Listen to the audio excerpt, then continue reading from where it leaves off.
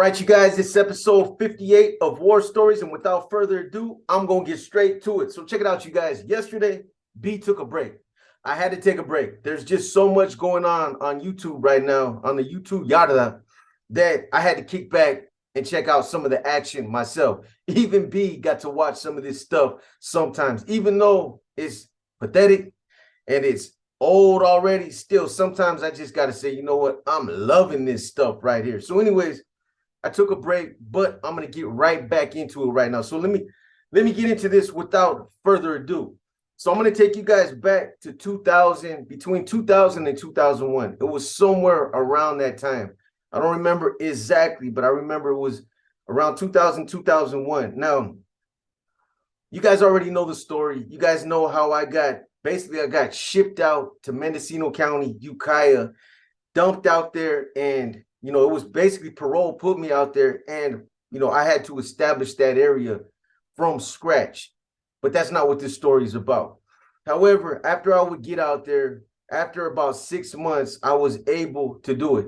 I had met the few homies that were in that area. There wasn't that many, and the ones that I met, only a few of them really had been exposed to that type of activity, as far as the regiments, as far as street activities and that kind of stuff. These guys were just Norteños that were like way behind, but there was a few of them out there that were some solid dudes.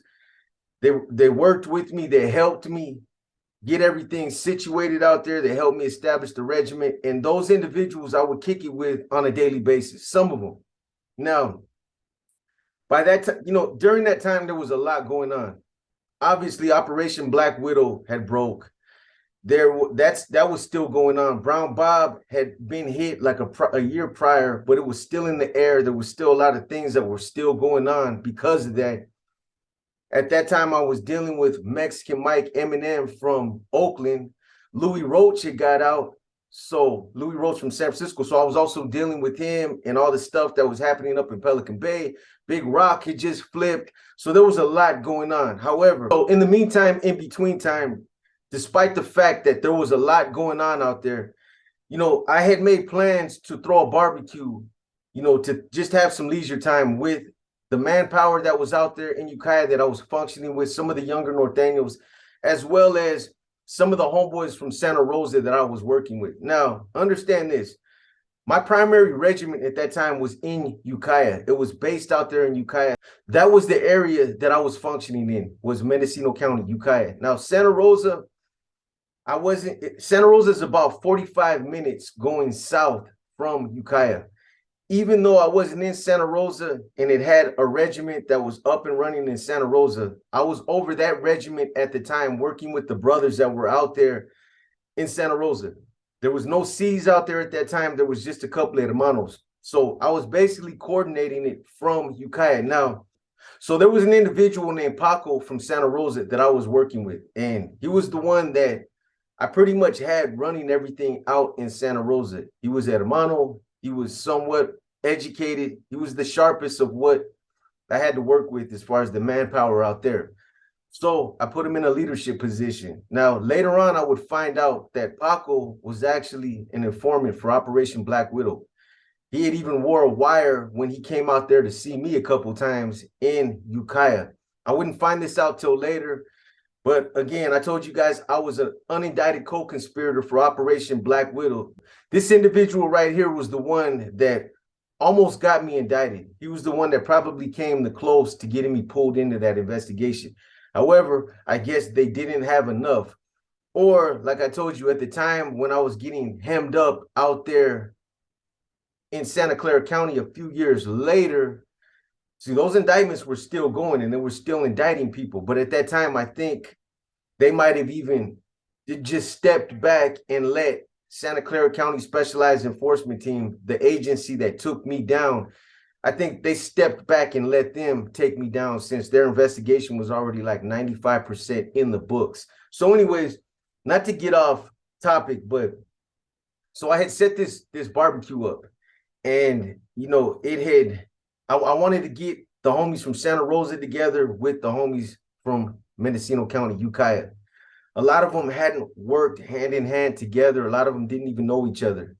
Even though those hoods or those counties they're pretty close in proximity, they still, a lot of them didn't know each other. So my whole purpose was to throw a barbecue, to get everybody together, to get everybody, give them an opportunity to socialize and, get to know each other. So, it had took some planning. I had been planning this barbecue for some weeks, and somebody couldn't make it, or somebody, got tied up. There was always somebody that I wanted to be there that couldn't make it. So I kept putting it off until everybody, was available. Finally, after a lot of planning and after a lot of, man, we got to do it this week. It's got to happen this week. It finally happened. So we made plans to get together at Lake Mendocino, which is probably the biggest lake out there in Mendocino County besides Clear Lake. Now, I told you guys before when I've talked about Ukiah, that area out there, it's a different type of atmosphere than I'm used to, than the city life. Out there, everybody's either going to the Indian casinos, they have family that work at the casinos, or they're going camping or to the lakes. That's all they do out there. Me, myself, I'm an outdoor type of person, so I kind of like that stuff. And that's one of the reasons why I fell in love with Ukiah. So we made plans to meet at a certain spot in Lake Mendocino, at Lake Mendocino. There's different spots that you can go to out there. Now, there's a place out there called the Shakota Trail, which is like, it has a spot where if you have a boat, you can put your boat on the water right there. There's a big parking lot that's right there on the water where a lot of people just drive out there on their lunch, kick back, sit there, watch the water, watch the boats, people playing the water and that kind of stuff. And then there's some little trails where you can walk around right there. That's one area. You go around that lake and there's another area that's called the Little Bear campsite, or the campgrounds. That area has a bunch of, barbecue pits that they put out there in the park, that the county puts out there, some tables where you can kick back. It's got a little recreation house out there, a little spot where the kids can swim. It's a cool area. It's a cool area to take family and friends out there and barbecue. And then there's another area that's called the Cayenne campgrounds where this incident took place. Now, the Cayenne campgrounds, when you drive out there, it's on the other side of the lake. There's like two big parking lots, and then you walk down to the water, and there's a place again where the kids can swim. And then there's a whole hillside that consists of a bunch of tables, picnic tables. Again, you got more barbecue pits that that they'll have out there from the county. The county puts them in. I've never been a fan of those. They're always dirty. You got to scrub them down. Even though they're out there, I've always took my own barbecue pit out there, or my own grill. So that's where we planned on meeting right there. Now, because I was the one arranging this event, I felt like I was the one throwing it. So I was the one that bought everything for it. I bought all the meat. I bought a grill just for this occasion right here. I bought the canopy tents, for people to stand under, because it used to get blaring hot out there. I bought a lot of chairs. I bought a lot of picnic tables. I bought ribeye. I bought all the sodas, all the beer, all the ice. I had a bunch of ice chests that I put all the beers in. Of course, I had to bring all kinds of malt liquor. And then I brought, Budweiser and Corona and all kinds of different beer for the homies. A lot of homies don't like to drink malt liquor. That's my thing. That's a Frisco thing. I grew up on malt liquor. But, I had went all out. The potato salads, the macaroni salad, the chili beans, the chips, the dip, everything, salads, everything that you can think of for a barbecue. I went all in, and I spent hundreds of dollars to put this together. So, we had all kinds of meat, all kinds of food. It was overkill because a lot of the homies that ended up showing up, they would all bring like 2 or 3 dishes themselves, just as out of respect. It's a respect thing. That's what you do when you go to a barbecue. For those of you that don't know how to barbecue, always bring 2 or 3 dishes. It don't matter what it is, it's appreciated. So you know, it was we were gonna eat that day. I told the other homies, bring your kids, bring your wives, your girlfriends, whatever, man. We're just gonna kick it. Everybody's just gonna take an opportunity to socialize and just get to know each other. We're gonna have fun. It's gonna be like a family event type of thing. At least that's what it was supposed to be. Anyways, when we first got there, I threw up the canopy tent. I started setting up all the chairs, all the tables, threw our little tablecloths over it, over the tables. Made sure that when I barbecue, I like to make sure that everything is covered. That there's not a bunch of flies flying and stuff. I put the tables underneath those canopy nets and all that stuff. So everything was hooked up within an hour. I arrived there first, obviously, with about 5 or 6 other homies out of Ukiah that came from Ukiah. The homies from Santa Rosa would end up getting there later, but eventually within an hour or two after we got there, they would show up and everything, like I said, everything was up and going by then. Once I got, the tables up, put all the chairs up, we basically, when we got there, we dropped our flag and laid claim to our territory. And we took a whole section of the campsite that we considered ours right there. Nobody else, we wouldn't allow nobody else to set up right there. This was our thing. And, there's a lot of room over there. We weren't trying to be no bullies or nothing like that. There's a lot of room, but that was our area. And when you're throwing an event like this, at least me personally, I don't want other people right there, right next to us when we're doing our thing. I like to be kind of spread out. So that's what we did. We set a little perimeter, and that was the area that, we pretty much claimed as ours. So after everything was set up, I started throwing the meat on the grill. Yes, Chef Boy RB, I am the barbecue guy when I throw a barbecue. I like I said, I bought the brand new pit. Even though I didn't need to do it, I took the onion, heated up the grill, cleaned the grill. The grill wasn't even dirty. But, I had everything marinating, all the meat that was marinated. I went to what is it called? A carniceria? I believe that's what it's called. And got a bunch of carne asada that was already marinated. The meat was on hit. Like I said, we had everything: brisket, tri-tip, ribeye, chicken, ribs, you name it. So I started throwing hot dogs, hamburgers. I started throwing everything on the grill. Had all the beer and everything on ice, ready to go. Homies started trickling in a little bit at a time, a little bit at a time. And, that day it was hot. It was hot out there, which pretty much stays hot out there all the time during the summer. And I believe this was during the summer. It can get up to 110, 115 degrees out there. So, we're out there and I had the meat going. I threw all the meat on the grill and, we're just waiting for everybody else to get there. And like I said, homies started showing up a little bit at a time.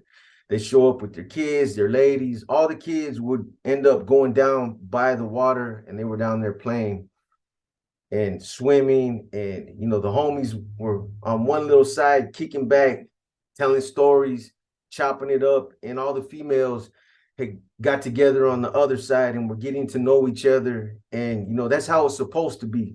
So everything was going cool. We were having a good time. There wasn't no conflict. Nobody was looking to get any conflict. However, after about an hour, hour and a half, all the rest of the homies from Santa Rosa started showing up. So by the time everybody got there, there was probably around 25 homeboys, and including, their ladies and all the kids, all together, there was close to about 50 of us out there. So we were pretty deep, but we were having fun. Like I said, everybody was just doing their thing. Now, the only thing that, was kind of messed up about the spot where we had dropped our flags was that there was nowhere, there wasn't a place to use the bathroom anywhere close by. In order to use the bathroom, you had to walk down by the water where they had like an outhouse, like a little recreational type of center type of thing. And, they had a bathroom right there for male, female, but you had to walk all the way down by where the kids were swimming, where they were playing by the water. So, occasionally everybody's drinking, 2 or 3 homies would walk down there, they go use the bathroom, they walk up, some of the females would go down there, they'd use the bathroom. that was the only downfall about being where we were at. We were kind of to the side, away from the bathrooms, something I didn't think about, unless you just right there on the tree, you know what I mean, or right there in the hole, straight savage style. But that's what it was. Anyway, so at some point, I remember there was like four homies from Santa Rosa that walked down to use the baño. All four of them had went down there together. At some point, since we had got there, because I had walked down to the bathroom myself, and when I walked down there, I didn't see anything out of place or anything that would have, sent up red flags or anything like that. But when these homies went down there, I guess at some point, there was some Southsiders that ended up showing up. Shout out to the Southsiders. You guys know what it is. Nothing but respect, man, especially to all the upstaters. Anyway, so I guess they had, a bunch of Southsiders had show up, and they had pitched their little, barbecue area right down by where the bathroom area was. So when these four homies went down there, I wasn't there, so I don't know exactly what was said or how it kicked off, but words were exchanged, and the next thing you know, they're throwing blows. Now, I'm up there kicking it with a couple homies. We're talking about some street stuff, and the next thing I remember is seeing a bunch of commotion down by where the bathroom was, and then I seen a lot of homies just clear out, and they all started running down there. So after seeing that, obviously, me and the other homies that, were by the barbecue area, because I stayed there flipping, working the barbecue pretty much the whole time we were there. It broke my heart what ended up happening too. You guys will find that out in a minute. But so I had all kinds of meat on the barbecue, all kinds of meat. It was literally full, and it was one of those big pits. It wasn't no little round Weber. You could only throw on 5 hamburgers. Everything was on that grill. It was one of those big grills. So I'm working the grill. I see that, and we all run down there. Now, when we get down there, I remember just seeing, like, it looked like Pelican Bay on the yard. It looked like that melee that happened out there in 2000. And obviously I'm kind of joking, but that's how there was people fighting everywhere. Now, like I said, there was about 25 of us. There was about 15 of these guys, and not all of them looked like gang members. A lot of them looked like they could have been their deals. Maybe some of them could have been, maybe their father-in-laws or something, but they all did not look like gang members. But they were getting it. They were there, and they were backing up their place. So I remember running down there and just barreling into, a group of homies and a group of them just getting off, man. And I barreled into them, and we just started going at it. Blink, bop, bop, bop. So we're getting off, and somebody would barrel into somebody else would throw a punch, then somebody else would throw a punch on him, somebody else would throw a punch on him, somebody else would come running from the side. Somebody would it just kept on going back and forth, back and forth. I remember looking over, seeing 2 or 3 homies on one cat over here, seeing 2 or 3 homies on another cat over here. There was cats fighting back over there, cats fighting over here. I'm telling you, man, it was crazy. This was one of the most livest gang fights that I've been involved in on the street, when it was just straight mano y mano at first, because there was nothing. We were all on the grass, and we were just chunking them. Now, there was only, like I said, there was only 15 of them. So it wasn't a fair fight, trust me. And I'm not saying that because I was part of the winning team. I'm telling you guys straight up. I've been in fights with Southsiders before where there was a lot of them, and they overwhelmed us, man. There was too many of them. They were too thick. I've been in many fights like that. Well, this was our day though. So, I don't think that they knew that there was that many of us that were like right up the way, barbecuing. Otherwise, I think they would have took a rain check on a brawl that day, because the numbers we had about 10 people on them cats. Anyway, so it's going back and forth for a while. Cats are running everywhere. People are getting stole on. People are getting dropped. People are getting body slammed. People are getting packed out. It just kept on going back and forth. I run over here, help this homie. I see this homie over here, run over there, help him, run back over here, help this guy. And then it just turned into straight chaos, man. It was everywhere. And there was other people that were there that day that they started jumping up. And the sad part about it is, like, when I look at it now, there was probably people, families over there with their kids saying, man, can't even come to a park and have a good time without these idiots gang banging, fighting. You know what I'm saying? Here I am, I'm like 29 years old and I'm out there gang banging still. That shit didn't get out of my blood until just years later, until I was in my 30s and I had got a good dose of it. Anyway, so once it turned to straight chaos, there was other people that were there. It looked like people were leaving, and a lot of people started running up to the parking lot, popping trunks. Now it started to get serious. Cats were getting cracked with crowbars. Cats were getting their wigs busted with bumper jacks and anything and everything else, bottles. So once it got to that point where it started to get serious, people started using weapons. A couple cats ended up getting stabbed. It came out in the newspaper. This was something that I was trying to find it in the Ukiah, in their little paper. Their paper's like 8 pages long, but I remember it came out in the paper because there was a couple people got stabbed. A couple people ended up going to the hospital because they had their heads cracked open, and other people got hit with bottles, and the list went on. People got packed out that day. Good. So anyway, so after it went up to the parking lot for a minute. I remember we got up to the parking lot and I left my barbecue. I left all the meat. I left about 6 what do you call it? The coolers with the beer. I left all that. I left all the food, the tables, the chairs. I left everything. I literally lost hundreds of dollars that day because I was on parole. And I knew that if the cops showed up, I was done. Later on, I sent somebody back to see if it was still up there, but it was all gone. It was gone. And I promise you, there were people that were probably just going over there, just helping themselves to free beer, free carne, and whatever else they wanted that day.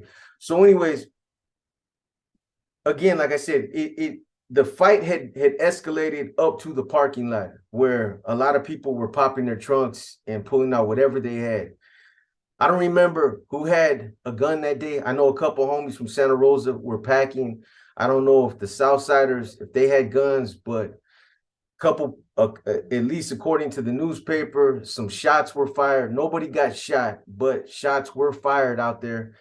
And again, they made a big deal out of it in Ukiah.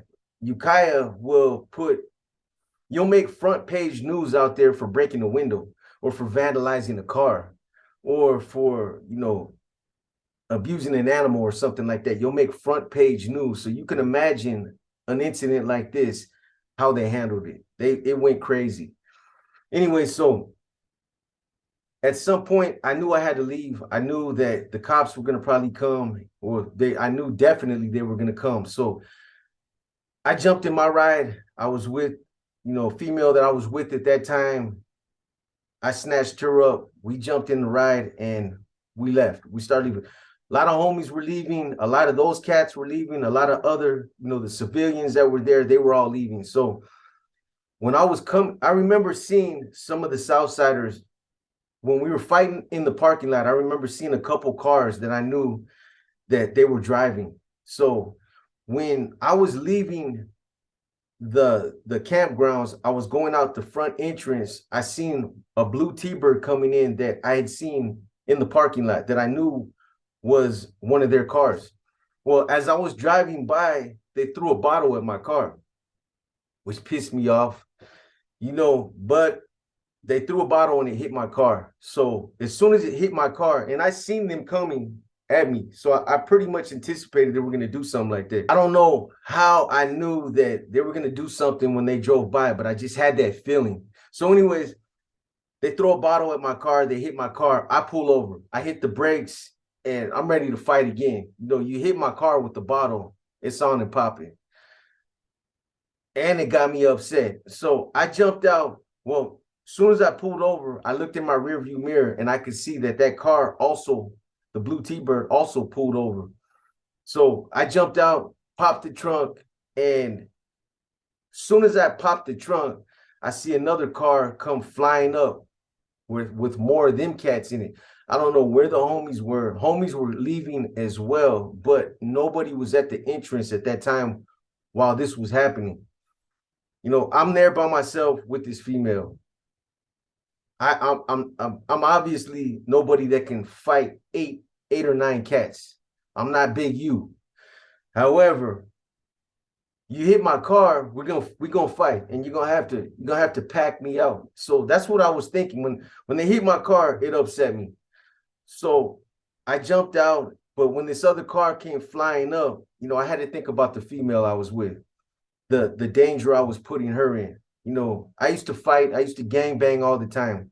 Numbers never bothered me. I put myself in bad situations where I would end up getting, my head split or getting stabbed or something like that. But, it would never stop me from going into these types of situations. But I had to think about her safety. I was gangbanging. She wasn't. So, I hesitated for a minute. I'm like, I can't do it. If I'm over here fighting, these cats do something to her, it's on me. So I slammed the trunk, I jumped back in the car, and I took off. Now, we end up going home, and again, I told you guys later on that evening, I tried to send somebody out there to see if they could find my equipment. Everything was gone, so it was what it was. But I'm gonna tell you guys like this. About a month later, right there, that area is small. About a month later, I was in Cavello coming from Santa Rosa. I pull up to a gas station. It's like out there in the boondocks. There's nothing out there but a gas station. If you guys from that area that know Cavello and the area between Santa Rosa and Ukiah, you guys know what I'm talking about. There's that gas station right there. So I pull into this gas station, and lo and behold, who comes pulling up? The blue T-Bird. That's part two. You guys are going to hear what happened because it kicked off in that parking lot. But, for the most part, that's what happened. I don't know who fired shots that day. It doesn't matter. Somebody did. They blew it up in the newspaper. A couple cats ended up getting stabbed. It was none of the homies. It was a couple of them cats. They got stabbed. Some of the homies ended up, I'm not going to say everybody went unscathed. They got a couple homies got cracked in the head with the bottle, and some of them got worked with crowbars. It was a full out brawl. But anyways, I'll tell you guys about part two in one of my upcoming war stories. Again, I was by myself that day when it kicked off, and it was that same cat. The same cat that was driving that day was the same cat that got out to get gas. It was him and another cat. But again, I'll tell you guys that story part two at another time. This is episode 58. I know it was a quick one, but I hope you guys enjoyed it. This is your boy B, and I'm out.